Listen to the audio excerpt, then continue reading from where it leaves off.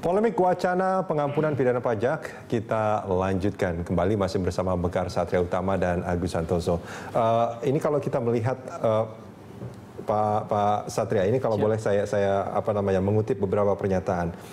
Ini ada anggota Komisi 11 yang mendukung itu, terus juga selain kalau kelihatannya ini kan tentu sudah banyak wacana yang dibahas antara Ditjen Pajak dengan DPR tentunya. Ini DPR akan mendukung tax amnesty ini. Boleh nggak saya katakan itu? Begini Pak Arudi, wacana ini memang kita akan lontarkan dulu ke masyarakat. Jadi kita sudah pernah mengadakan focus group discussion. Itu yang terdiri dari? Pada saat itu Ketua Komisi 11 Pak Fadil Muhammad hadir, Ketua Komisi 3 Pak Haji Samsudin hadir, kemudian beberapa perwakilan dari KPK, perwakilan dari Kejaksaan Agung, perwakilan dari Bareskrim hadir juga, kepolisian melalui Bareskrimnya, kemudian para tokoh-tokoh kita Pak Gunadi, kemudian dari Apindo juga hadir di situ. Pak Darussalam juga hadir, jadi kita memang menunggu dan mencari masukan dari masyarakat, dan wacana ini memang kita betul-betul kita serahkanlah kepada hasil dari masyarakat. FGD itu apa Pak Satria? Hasil dari FGD kan baru sementara Pak ya, sebagian besar, ini kesimpulan kami sementara ini Pak ya, sebagian besar pengamat menyatakan bahwa peluang ini dimungkinkan dilaksanakan karena pertimbangannya memang bahwa ini sudah menjadi tren internasional dan bahwa memang ada aset-aset yang harus bisa kita masukkan ke Indonesia, dan ini bagian dari rekonsiliasi nasional yang kita harapkan. Jangan sampai kita bicara masa lalu terus gitu loh Pak. Ini kita mulai titik akhir, titik awal maksud saya. Nah tapi tiga penegak hukum belum menyatakan pendapatnya menyetujui. Jadi itu dari Kejaksaan Agung, dari kepolisian, dan kemudian dari Bareskrim berpendapat bahwa ini harus dikaji lebih jauh, tetapi memang tidak menyatakan bahwa ini tidak mungkin dilaksanakan. Yang penting harus kita cari dulu peluang-peluangnya, apakah memang memungkinkan, dan tindak lanjut setelah ini harus kita monitor. Dari penegak hukum mereka tidak setuju dengan itu. Belum menyatakan sepakat. Belum menyatakan setuju dengan itu. Betul. Yang menyatakan setuju itu siapa? Yang menyatakan harus dilaksanakan, memungkinkan untuk dilaksanakan itu pengamat-pengamat Pak. Beberapa pengamat, Pak Darussalam sehingga saya menyatakan begitu, Pak Gunadi juga menyatakan memungkinkan untuk dilaksanakan, tapi memang ada beberapa catatan yang mereka sampaikan kepada kita yang harus kita perhatikan. Nah, itulah gunanya kita melaksanakan FGD ini. Nanti setelah ini kita akan laksanakan minggu depan, tanggal 9 kemungkinan akan dilaksanakan di UGM. Boleh nggak Pak Satria, kalau saya simpulkan sebetulnya bahwa rencana tax amnesty ini karena pertama untuk memenuhi target pajak, yang kedua karena memang tren internasional itu sudah begitu. Hanya dua landasan itu sebetulnya. Terutama sebenarnya memang karena polemik yang sudah muncul di masyarakat Pak. Apa itu?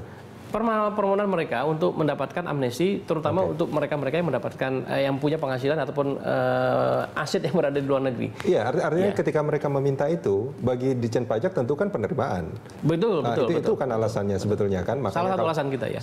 Itu, dan kedua adalah karena memang tren internasional sudah melakukan ini. Nah ini kan sebetulnya menjadi satu satu diskursus ya, dengan dua landasan berpikir ini, atau sebetulnya penegakan hukum seperti itu sebetulnya Pak Agus Santoso ya.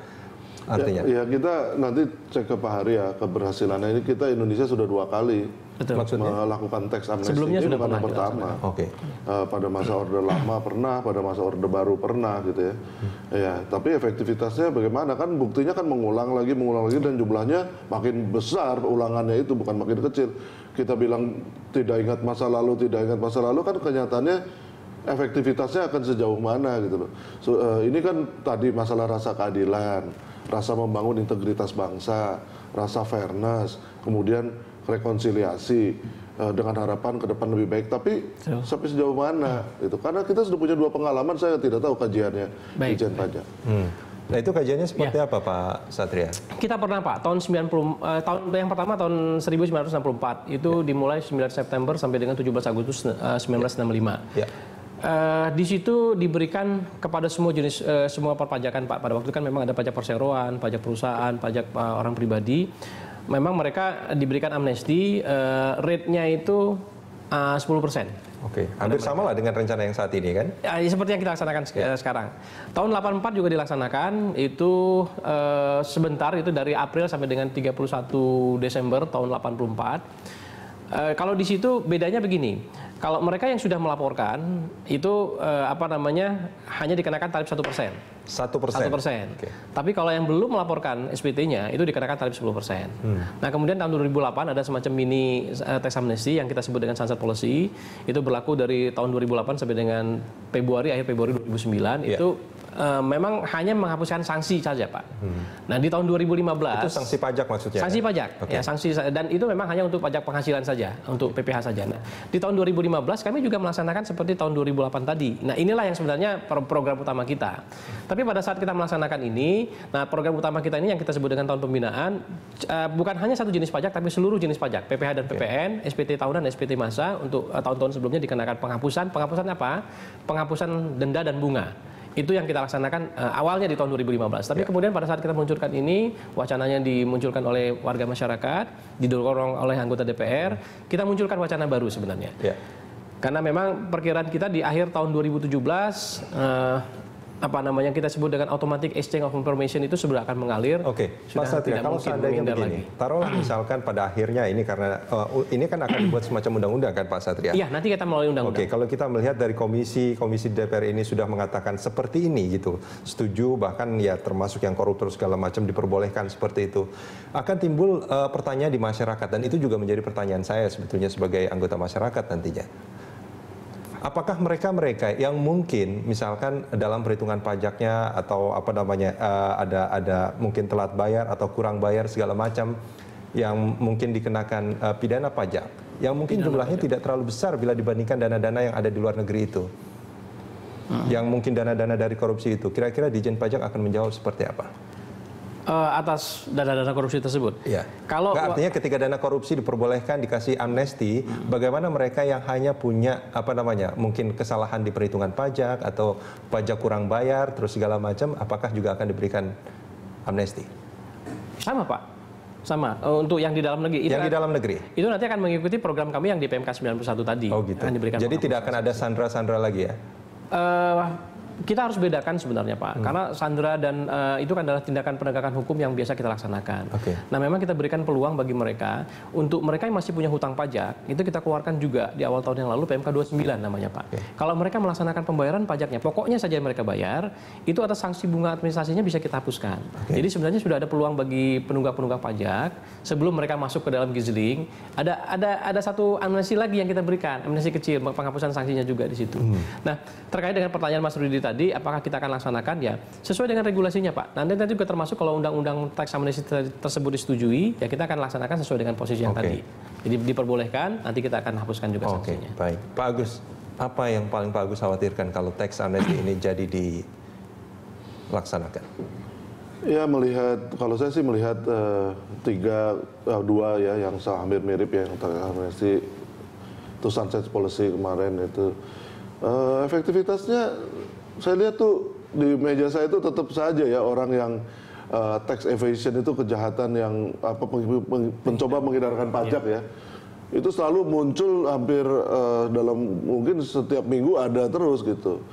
Lalu tingkat korupsi di instansi pajak juga saya lihat oknum-oknumnya tuh masih ada lagi nggak kapok-kapok. Nah kalau sistemnya masih seperti ini, di oknum di Direktorat Pajak sendiri masih ada yang korup ya, kemudian wajib pajaknya juga selalu mencoba menghindari pajak untuk bermain-main ya. Iya, dan kalau itu selalu ada kong kali kong sama orang dalam pastinya gitu. Nah lalu kita mencoba membuat seperti ini, apa ya sudah waktunya gitu. Sementara juga sistem yang lain, tadi misalnya obligasi negara, ya bisa itu sebagai alternatif untuk menghindari tadi yang devisa bebas. Tapi apakah harta, bagaimana mereka kan punya perusahaan, kalau uangnya harus dimasukkan ke obligasi negara, apa likuiditas perusahaan mereka bisa jalan atau tidak gitu. Jadi ini memang agak complicated karena menyangkut itu tidak menjadi daya tarik sebetulnya buat mereka kalau seperti itu. Ya kalau dimasukkan obligasi ya menurut saya sih gimana sih dapatnya kan sangat terbatas gitu. Kalau menurut Pak Agus, kalau dikatakan bahwa apakah ini sudah waktunya? Kalau menurut Pak Agus, kapan waktu yang tepat kebijakan ini bisa dilaksanakan? Ya satu, kalau sekarang rasio wajib pajak kita, wajib pajak dengan rakyat aja baru berapa tax ratio-nya? Baru 11%. 11. Orang lain bisa sampai Betul. sampai 40% barangkali kan. Jadi masih jauh sekali untuk membina tadi loh, pembinaan perpajakan. Kedua, integritas dari aparatur pajak sendiri bagaimana. Ketiga, ya tadi penghindaran pajak itu kong-kali-kongan itu tuh harus dihilangkan dulu. Lalu kemudian ya kalau memang kita mau jadi tempat yang atraktif, sebetulnya kalau negara ini aman, politiknya stabil, regulasinya jelas, infrastrukturnya bagus, penegakan hukumnya bagus, tidak ada calo-calo, tidak ada high cost ekonomi, investor pasti masuk. Menurut saya seperti itu. Memang ini berpikiran normatif ya. Tapi kalau kita di sini untuk berusaha saja tidak memberikan hope, tidak ada harapan bagi para pengusaha masuk, ya tentu bagaimana kita akan menarik foreign direct investment atau mengembalikan uang orang Indonesia.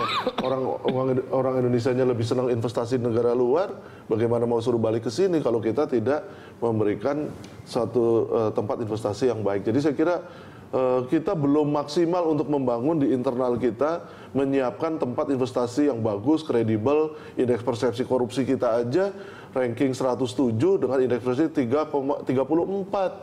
Yang lain tuh negara lain tuh 90, kita 34. Kita sekarang masih dalam posisi blacklist Indonesia ini untuk pendanaan teroris. Rating kita investment grade tapi B atau B plus tapi B.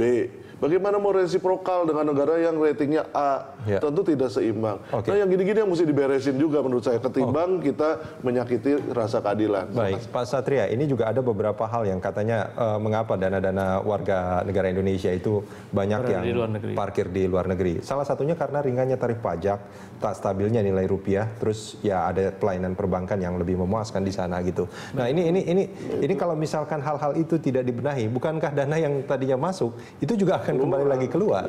Siap. Pak, ada sedikit tadi yang perlu saya klarifikasi dulu ya Pak ya, karena mengenai korupsi di pegawai negeri sipil, khususnya di perpajakan. Saya hanya sedikit menyatakan bahwa memang sekarang sepanjang sistemnya baik Pak, sepanjang SOP kita keluarkan sudah baik, sepanjang mekanisme untuk melaporkan pelanggaran itu sudah ada, mudah-mudahan kita akan lebih baik. Tapi kita tidak bisa mencegah niat orang, Pak. Nah, jadi kalau memang masih terjadi itu, sepanjang ada mekanisme untuk pelaporan, mudah-mudahan sistem kita akan Saya baik. percaya di Ditjen Pajak itu banyak orang yang punya integritas. Saya yakin ya, Pak. Permasalahannya itu 1-2 mereka yang tidak berintegritas itu dampaknya luar biasa. Betul, Pak. Itu karena memang kami sangat kritikal dalam penerimaan negara. Nah, terkait dengan pertanyaan Bapak tadi, memang permasalahannya kembali lagi, Pak. Apakah kita akan memperbaiki itu? Pertanyaan mengenai tarif pajak itu sudah diwacanakan sebenarnya. Tetapi kami tidak ingin terjebak dengan permasalahan penurunan tarif, Pak. Kalau kami turunkan tarif, apakah negara-negara lain seperti Singapura juga tidak bisa menurunkan tarif? Akhirnya akan terjadi perang harga, perang tarif yang tidak menguntungkan bagi kita. Karena begitu kita turunkan tarif, yang sudah pasti penerimaan negara akan berkurang, Pak. Kita harus carikan alternatif penggantinya untuk penerimaan negara. Sedangkan target penerimaan kan selalu meningkat. Nah, pilihan-pilihan ke arah sana memang harus kita perbaiki. Dengan sistem perbankan juga harus kita perbaiki. Saya hanya menyatakan begini sebenarnya. Ini adalah satu pemikiran sebenarnya, Pak. Tadi yang disebutkan oleh Pak Agus bahwa masih banyak sekali yang beliau terima setiap minggu mengenai pelanggaran-pelanggaran. Tapi memang kita tahu kita punya masa lalu yang banyak sekali penyimpangan-penyimpangan pada saat itu. Yang kita tawarkan sebenarnya, yang ditawarkan oleh masyarakat ini adalah kita mulai dengan titik nol. Kita mulai lagi dengan perbaikan itu semua. Coba kita laksanakan. Kita tarik lagi semua dana itu, kita mulai dari awal. Kalau nanti ada pelanggaran lagi, baru kita bergerak, Pak. Karena kalau kita bergerak dari sekarang, itu kita akan menemukan orang-orang, dia kena terlibat permasalahan. Yang ini masih punya masalah, ini masih punya masalah. Kita akan clean, Pak. Selesaikan ini, perbaiki itu, melaporkan seluruhnya. Di dalam klausul kami pun juga disebutkan, kalau nanti melanggar dari yang dilaporkan, karena kami yakin nanti automatic exchange of information kita akan dapat datanya itu. Kalau nanti ternyata dia laporkan 1 triliun dari 10 triliun, batal itu. Dan itu akan langsung menjadi dasar untuk mengenakan pidana umum lainnya.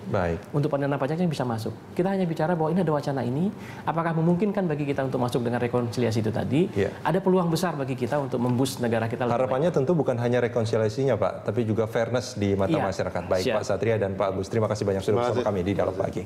Terima kasih banyak, Pak Satria.